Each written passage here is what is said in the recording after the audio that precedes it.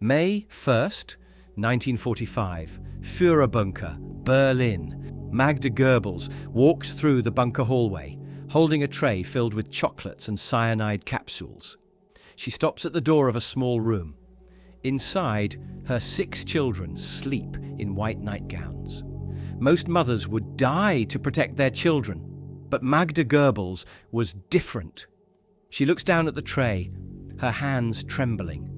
For Adolf Hitler, she would kill her own 6 children. She will force their mouths open and crush poison between their teeth.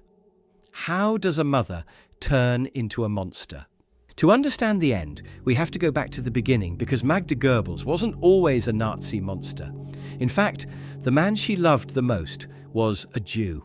Her beloved stepfather, the man who raised her, was Richard Friedlander, a Jewish man. She adored him. She even took his last name. As a teenager, Magda fell deeply in love with another Jewish man, Chaim Arlosoroff, a young Zionist leader.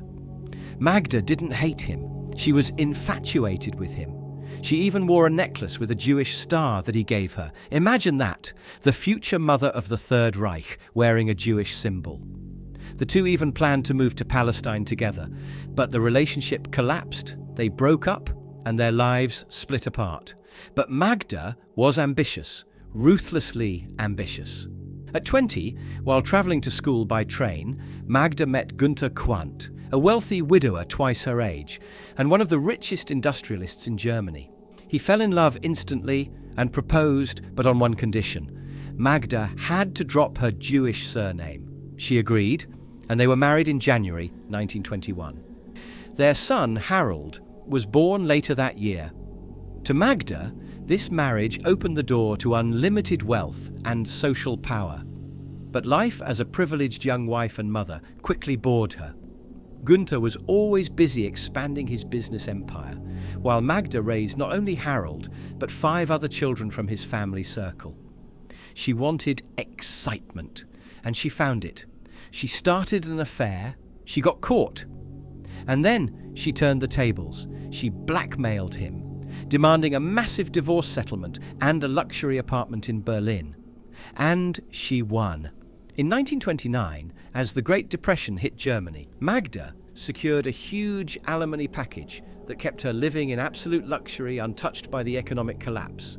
She was young, independent, rich, and dangerously bored. In 1930, Magda attended a Nazi party meeting.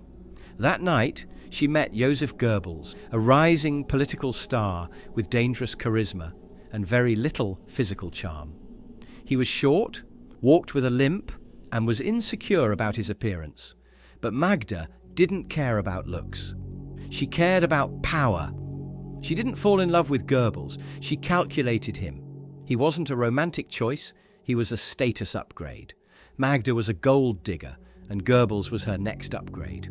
They became lovers, and by December 1931 they were married. Adolf Hitler himself stood as best man at their wedding. Hitler adored Magda and visited their home constantly. And Magda didn't see Hitler as a politician. She saw him as a living god. Goebbels was just the ladder. Hitler was the destination. Because her true loyalty never belonged to her husband. It belonged to Hitler, with a devotion that was no longer admiration, but obsession. By marrying Goebbels, Magda became the unofficial First Lady of the Third Reich. She was the perfect Aryan mother. She had 6 children with Goebbels, all their names starting with H to honor Hitler. The public saw a perfect family, but behind closed doors it was a nightmare. Goebbels was a serial cheater. He was obsessed with actresses. His most famous affair, Lida Barova, a Czech film star, nearly destroyed the marriage. Magda begged Hitler for a divorce, but Hitler refused. He needed the illusion of the perfect Nazi family, and he ordered Joseph to end the affair immediately. But the darkness wasn't only on Joseph's side. Magda herself had an affair with Karl Hanke, a close associate inside the propaganda ministry. Anyways, when the Nazis took power in 1933, they began persecuting Jews, and Magda had a problem. Her ex-lover, Chaim Arlosoroff, was now a key political figure in Palestine. He came to Berlin to negotiate a deal to save German Jews. It is believed he tried to contact Magda, his ex-girlfriend, hoping she would help. But Magda knew that if her husband found out about her Jewish ex-lover, her life as the First Lady was over. She allegedly sent Arlosoroff a warning: "Leave Germany immediately, your life is in danger." He left, but he wasn't safe. 2 days after returning to Tel Aviv, Arlosoroff was walking on the beach. 2 men approached him and shot him dead. Many believe Joseph Goebbels sent Nazi agents all the way to Palestine to silence the man who knew too much about his wife's past. And what about her Jewish stepfather, Richard Friedländer, the man who raised her? In 1938, he was arrested and sent to Buchenwald concentration camp. He was forced into hard labor in a stone quarry. He died a year later. There is zero evidence that Magda, the most powerful woman in Germany, lifted a finger to save him. Berlin is collapsing. The Red Army is only streets away. Magda and Joseph Goebbels move into Hitler's bunker with their 6 children. Everyone else is trying to escape, but Magda refuses every offer, even from Hitler himself. She tells her friends, "The world without the Führer is not worth living in." On April 30th, Hitler and Eva Braun met their final end together in the bunker. And Magda knows what comes next. On the night of the 1st of May 1945, Magda dresses her children in white nightgowns and leads them into a small room, assuring them everything would be fine. She calls in SS doctor Helmut Kuntz, ordering him to inject the children with morphine to make them sleep. One by one, the children fall asleep. But this was not the end. When Kuntz refused to go further, Magda turned to Hitler's personal surgeon, Ludwig Stumpfegger. Together they finished the task. It is said that the youngest didn't even stir, but Helga, the eldest, perhaps she sensed something.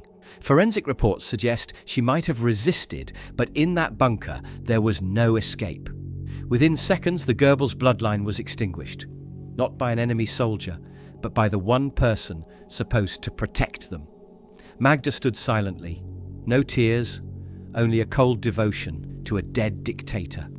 Leaving their children behind in the dark, Magda and Joseph walk up the stairs to the garden above the bunker, the ruins of the Reich Chancellery. They know exactly what they're about to do.